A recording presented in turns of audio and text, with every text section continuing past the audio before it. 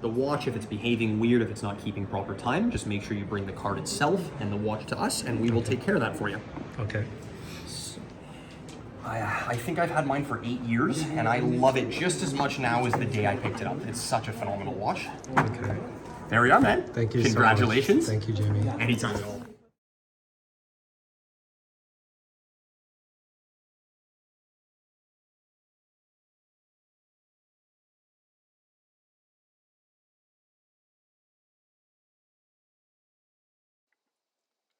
Good day. Welcome to an unboxing and overview video of my brand new White Dial Speedmaster Professional.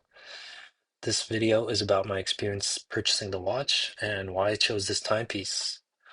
All of the Moonwatch's history and technical details won't be mentioned, as I'm sure you already know if you're here. I've been visiting my local Omega boutique since this watch was released. Maybe at least 2 to 3 times a month I was there trying it on and just browsing their showcase.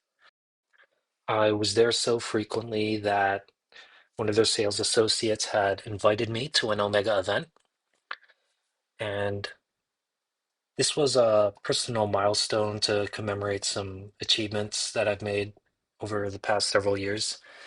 And my intention was to collect the watch at the day of the event, but I was notified that shipping may not make it in time. So they had told me that they received a new one and I could collect that, or I could take the chance to wait for a completely unboxed one to arrive.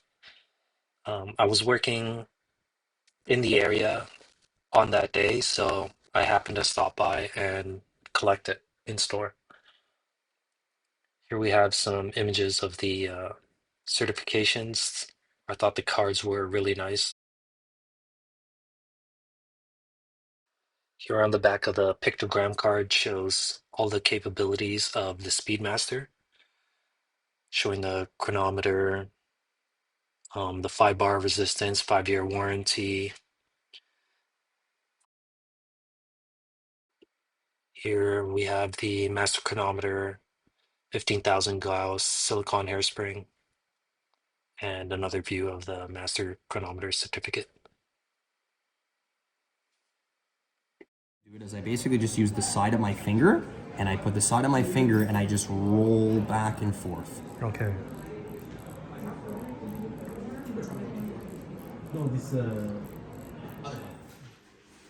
Here's a view of me trying it on. Got a shot down the barrel for that view. Sound of the click is very satisfying.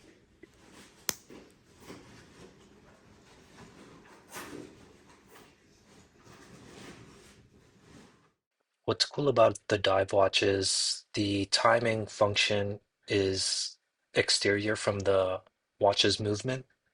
So if you're ever hesitant about putting wear on the watch, I think using the timing function might affect you. But the difference is you can time up to 12 hours here instead of 1 hour, and much more precision.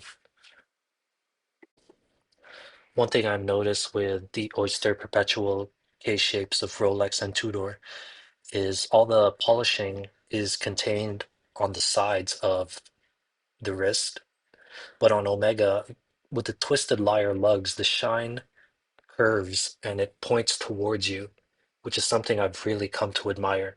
So on the Rolex and Tudor, you can only see it looking down the barrel, but here it's facing towards you, which I've really grown to like with over time.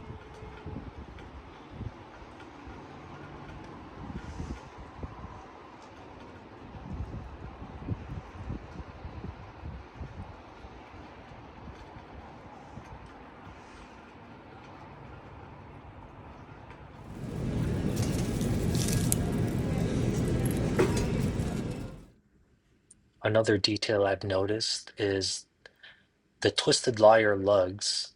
The line continues along the rubber strap. just along that shiny part too, which is very minute detail, but I thought it was really nice.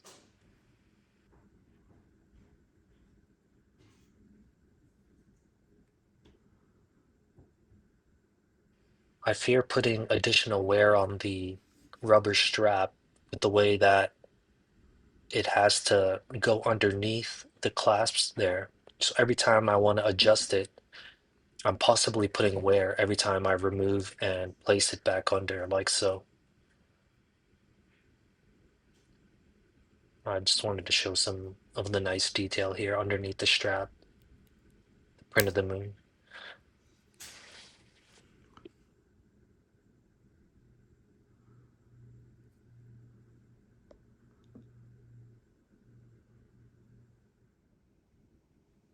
Here's a nice view of the movement, the 3861. Occasionally I'd remove the watch just to admire this movement.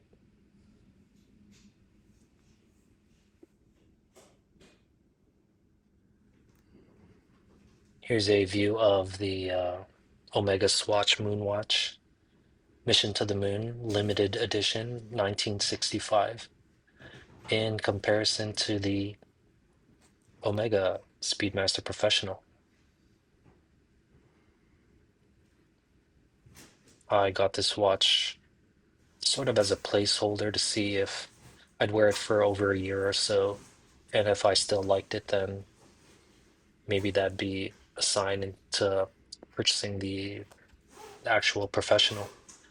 Here's a view of the sapphire crystal.